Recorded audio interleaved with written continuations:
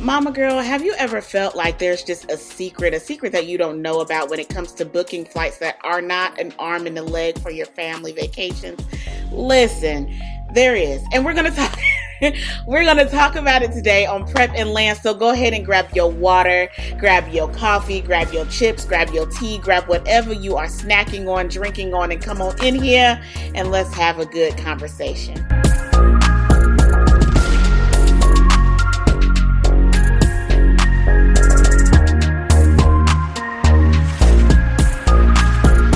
Yes, Mama Girl, you heard me correctly. Today we are giving a cheat code to making sure we are getting the best flight deals whenever we are flying on our family vacations. So go ahead and grab your pen, grab your paper. If you do not know who I am, my name is Jaime and I am an independent IntelliTravel travel agent, and this is my channel Prep and Land, where we talk about all things travel from prep to land. So Mama Girl, let's go ahead and dive into the meat and potatoes of this conversation. Let's not play any games today. You ready? I'm ready. Let's go. Okay, Mama Girl, so let's get down to the nitty gritty.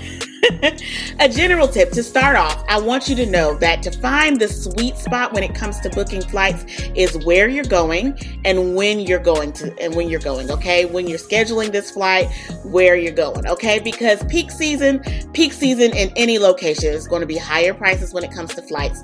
Off season, not so much, okay? Depending on how far in advance you are doing it matters. Depending on how close you are doing it matters. Depending on all these things matters, and we're going to talk about it. So remember, when you're booking and where you're booking matters, okay? Okay, second thing, be flexible. I'm going to say that again. Be flexible. If you're the Mama Girl that's saying, you know what, I want to have a family vacation, but I don't necessarily know where I want to go, before you pick your destination, pick your flight. You can find so many deals on flights by just looking to see when you want to go and looking to see what flights are offered and where they are going. And then from there, setting up your itinerary to where you are able to have a good time wherever that flight is taking you, okay? So pick your flight first. Your flight will tell you what destination you are going to, and from there, you'll be able to pick the activities that you want to have for you and your family to enjoy while you are at that destination. So just to recap, we care about when we are booking the flight and where the flight is going. We also care about making sure that we are being flexible when booking these flights. And if we don't necessarily know where we want to go, pick the flight first. Then plan your itinerary based off the destination that the flight is telling you you're going, okay? Another tip that I have for you that I think is an amazing tip for you to keep in your mind is booking your flight during an off-peak day. That's a tongue twister. But yes, booking your flight during an off-peak day. What is a peak day, Jaime? What is a peak day? I will tell you. A peak day is a day where everybody's pretty much booking flights, where the majority of people are booking the flights. Off-peak days are usually Monday, Tuesday, or Wednesday. Why? Because that is when the airlines are usually dropping their deals, their discounts on different flights and stuff. So Monday, Tuesday, Wednesday is usually off-peak days, and you are able to book your flights for better rates on those days versus Thursday, Friday, Saturday, Sunday. Because during the weekend, people are thinking about trips, and when they're thinking about trips, they go ahead and book their flights or whatever. So don't do it during the weekend when everybody else is doing it. Honey, do it during the beginning of the week, Monday, Tuesday, Wednesday, okay? Okay. Also, use tools like Skyscanner and Kayak and Priceline.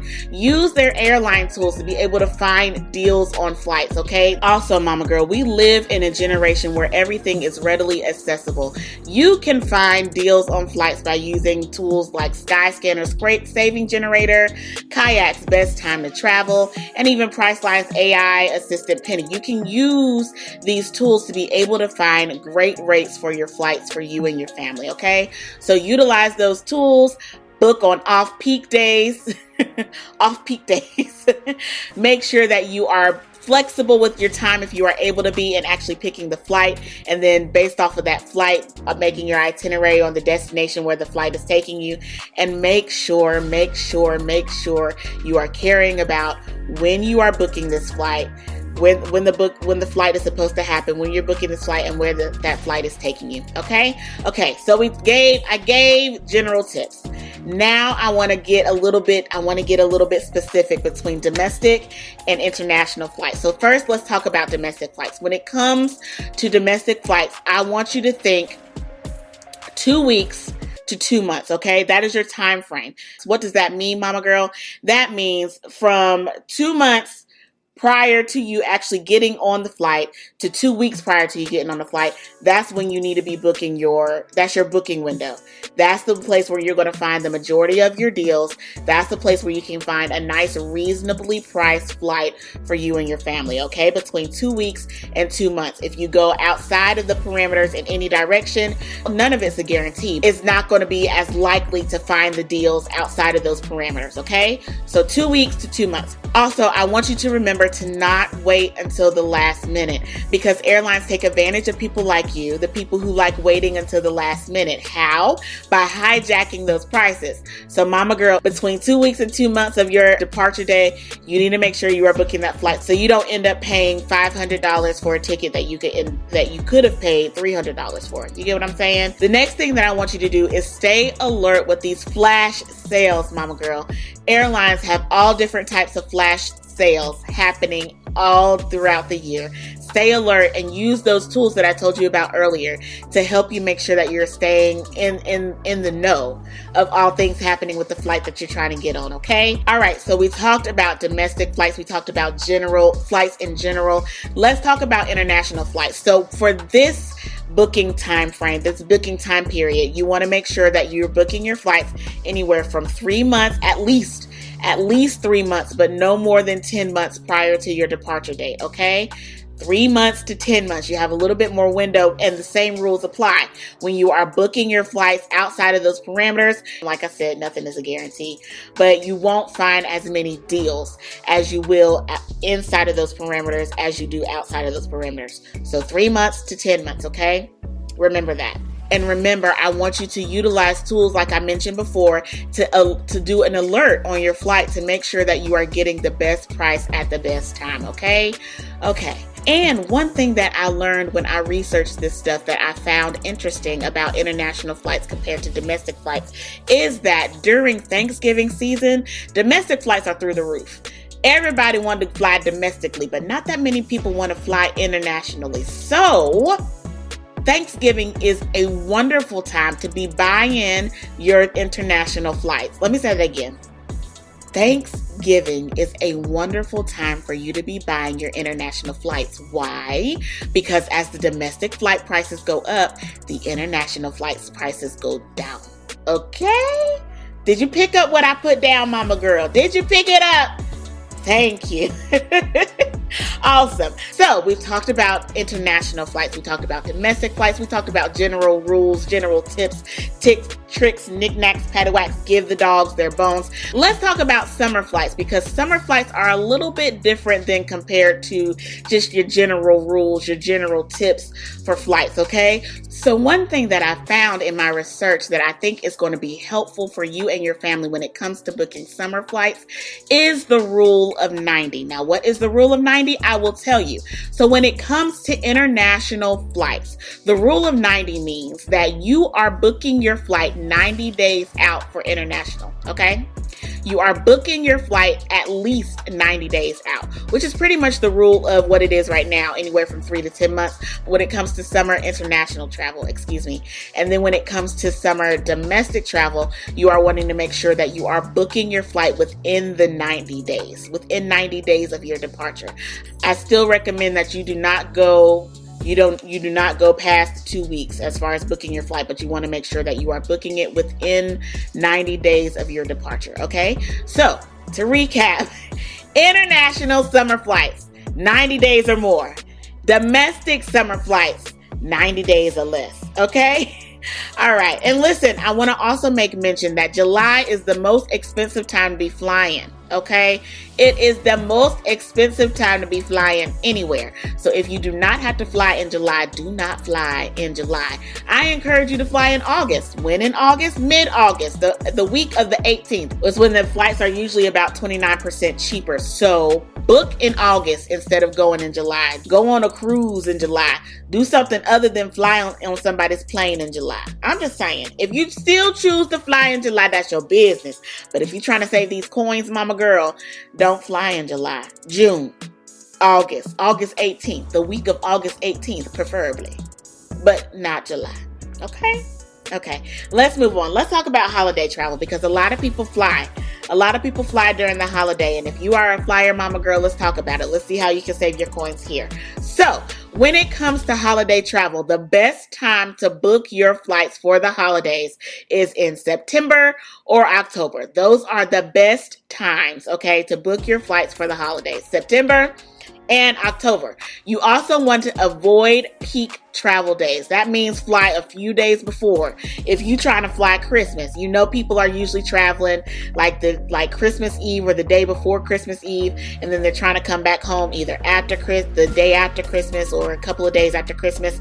Don't fly during that window. If you can make it longer, make it longer. You know, extend it. Are you picking up what I'm putting down, mama girl? I'm just saying, don't be traveling with everybody else. Travel differently. Travel differently. Don't be like everybody else. Be different. And do an extended, come in a few days earlier or a week earlier and then leave a few days later or a week later so that you can get the best traveling flight deals, okay? All right. Another thing that I want you to remember is you can also travel on the holiday itself. Doing this, you know, people are trying to be there, physically there, wherever they're going on the holiday, whether it be Christmas or Thanksgiving or Kwanzaa or Halloween or whatever holiday you celebrate that you going out and flying. They usually want to be at their destination on the holiday. They don't necessarily want to be en route to the destination. And because the airlines know that, they drop them prices, okay? So that you are on their plane. You are on their plane so that they taking you wherever you need to go during the holiday season. And those are the best deals, okay? So if you're okay with not necessarily being there Christmas morning, you okay with being there around 12, 1, 2, 3, 4, 5. Do that. Fly out Christmas Day and save your coins there, okay? Okay.